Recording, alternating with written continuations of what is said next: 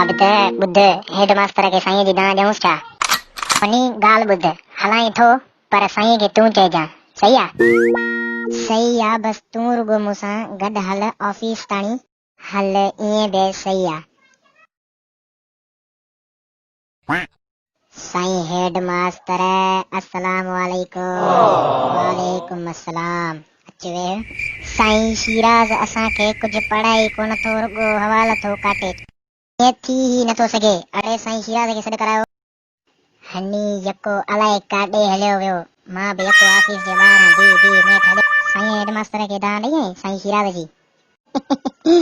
साईं हेड मास्टर खे दां ॾई आयांसि, हाणे पाण ई ॾिसंदुसि कीअं खेर में घुरायो अथव मूंखे। हा खेर में, पर तुंहिंजी ॾाढी शिकायत पई अचे मूं वटि। छो? सभु कुझु त पढ़ाईंदो आहियां छोकिरनि खे। तूं सिर्फ़ उन छोकिरे जो मूंखे नालो ॿुधाए, उहो कहिड़ो छोकिरो आहे? अड़े इहो हनी कास्केली।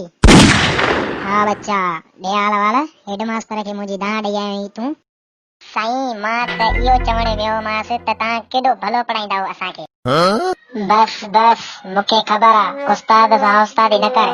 हिनमहिल मां तोखे ॿुधायां थो त तूं उस्ताद जी दां कीअं ॾिबी आहे। बीह त मां तोखे ॾिसां थो, आईंदा तूं दां ई न ॾींदे।